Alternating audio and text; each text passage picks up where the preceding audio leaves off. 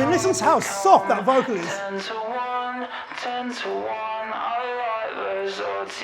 And he's setting it up, he's really, really small, then you know it's going to explode, and it does.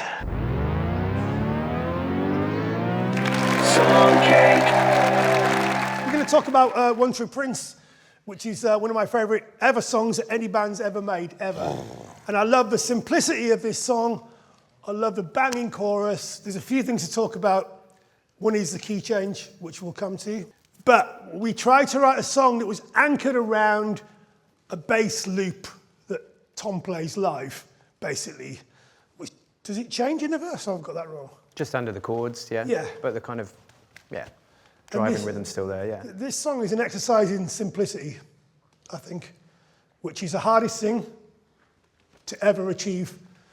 It's so simple, there's actually no guitar in the verses or something. In the second verse, I give like a little cheeky lick, but yeah, I'm very restrained in this tune. Cheeky lick. Yeah. But when the guitars come in the chorus, they really come in, don't they? There you go, yeah.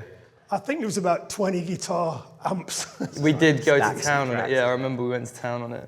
And Saxophone mixed this and it sounds amazing, doesn't it? Yeah, yeah. Can you remember the kind of genesis of this song? I remember the genesis of it very well.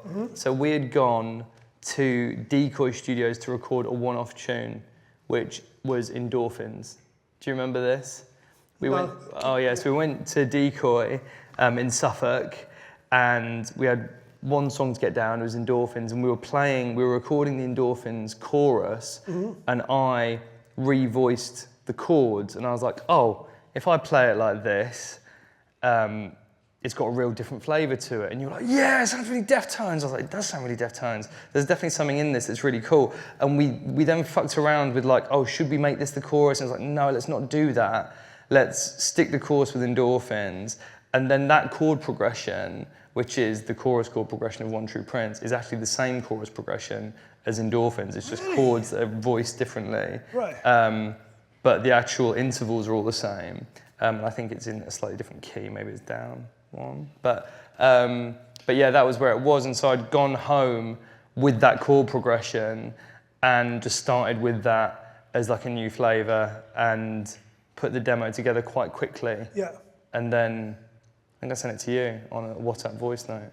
Yeah. And you were like, yeah, it sounds like The Cure meets Deftones meets other cool shit. And I was like, yeah, more cool bands. Tell me bands that you love. Yeah. Try and get it over the line. Which is definitely the way, like, in our relationship with Jason, if you really want to get an idea over the line, you just start referencing bands you know the other person likes. And if you want to trash an idea, then you reference bands that you know the other person thinks are shit.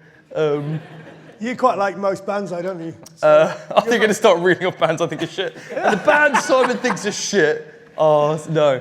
You're a very open-minded band. We are now, yeah. What? But I think what most bands struggle with, because it's very hard, is to strip something right down. So we wanted this verse to basically just be a little drum break, which I think you programmed. Then you played the bass, and basically you and Matt. So really, just three things, really. And I actually watched you record his bass in the studio, and I got emotional watching you play bass. It nearly made me cry, watching you play bass on this, because there's so much feeling in this bass line, and it keeps the song ticking along. And then you saved the day, because I was really, really gunning for a key change. And me and Si were having some clandestine key change meetings in the kitchen. I'm like, bro, this has got to be a key change. And you're like, yeah, but the other boys are not going to go for it. And I'd go work on someone else. And we don't call each other bro, by the way. I don't know where that came from. I'm trying to be cool. Bro, check out this key change I knocked up. We did trial the key change, because on this tune, I feel like we did some Zoom pre-pro, because it was in that COVID period and we were pre-proing stuff over Zoom, which sucks. Yeah. And so you're there with your session and you've got Jason in a little box on your screen going, why don't you try and do a key change? And we tried to key change it by literally cutting the last chorus, and we transposed the whole thing up a semitone just within the door. And so it sounded like ass, because it was such a crude way of doing it. Yeah. And you were like, this is amazing! And we were like, this sucks. Bro. And then you were saying, trust the process, have faith. and it will be okay when we do it properly. And we'd still really written off the idea of the key change, but then in the studio you were pushing the agenda pretty hard. And I feel like we recorded alternate versions as well. We did, one yeah. with a key change, one without, because we were like, We did. You say the day of the key change, and normally with a key change, you all know what a key change is, right? But normally with a key change, it's a vocal-led key change. You've got a chorus, it goes up a key, you sing the chorus again. You can go down a key. Go down a key, yeah. Bro. But we had this little idea. It was me, you, and this bro. It's me, you, and Tom, and we worked on this little. I think we listened to, or I referenced Japan. I thought it was Talk, and you were like, Talk, it's really Talk. Japan, yeah. That's right. So like 80s stuff where the bass can, and we said let's make the bass the fundamental part of the key change.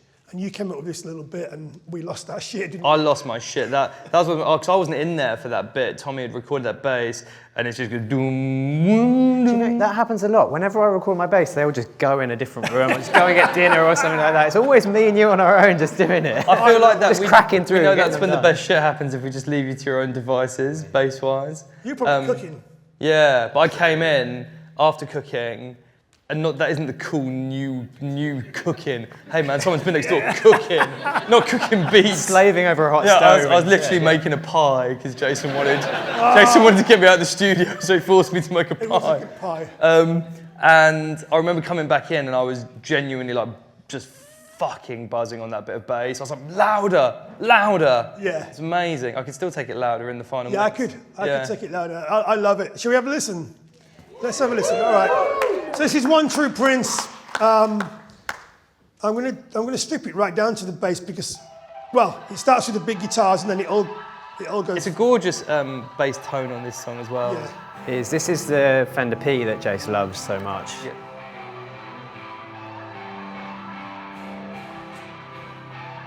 These guitars are huge when they're coming at me.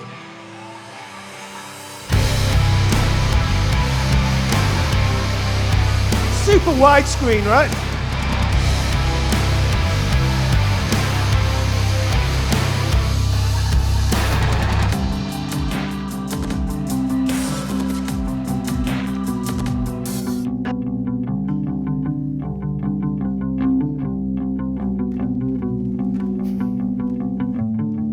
It's beautiful. Are they really dead strings, or is it Flat wound strings. flat wound on them, strings? yeah. And then Matty's drums coming over the top of the drum loop. Oh, it's so cool. And then Matt's vocals are kind of filtered, isn't it? I feel like when Matt recorded this vocal, he was kind of lying on a sofa or So something soft, like that, just trying to really hold back. And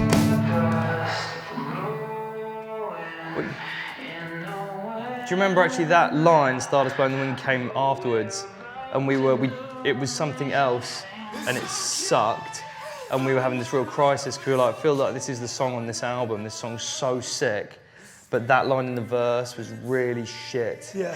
And I can't remember what it was, and then Matt came up with that lyric, Stardust Blowing in the Wind, instead. That got added afterwards, and we had to, like, Matt recorded it on his AirPods or something. we had such a job of trying to blend it into Yeah, the we had to give original it to take Zach. and change We were like, it. you need to make this fit in the verse that we recorded on this fucking fancy. Did Matt sing this verse into his phone? I think he was just like SM7, like sat on a sofa, kind of Really really laid compressed, back, really, yeah. yeah. But yeah, that line came right after it was mixed. There it is. There's your lick. Yeah.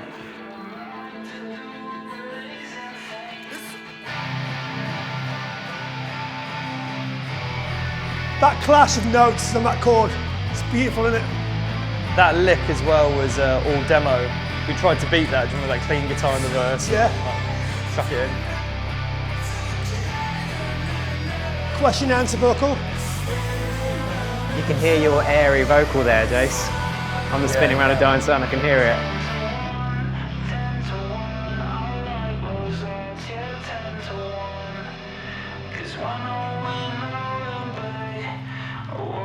I mean, listen to how soft that vocal is. And he's setting it up, he's really, really small, then you know it's going to explode, and it does.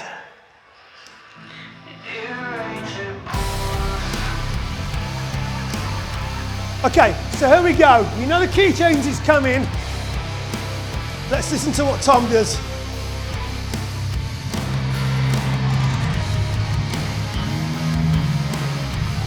It'll be bra. That's amazing. Water.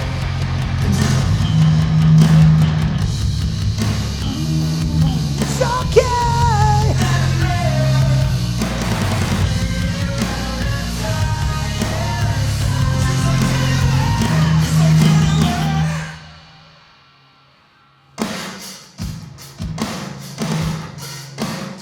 Can we go back to that key change again, please? I want to hear that bass again.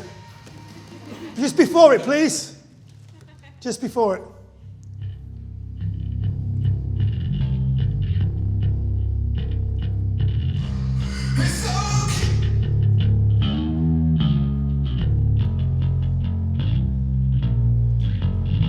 I've been playing that differently live as well. There you go, yeah.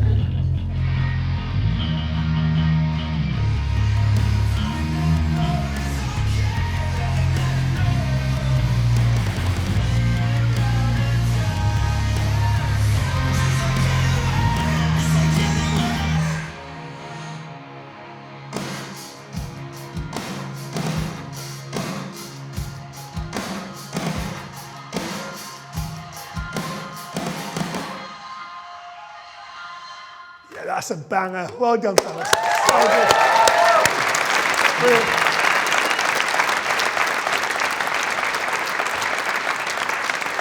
Great, that, isn't it?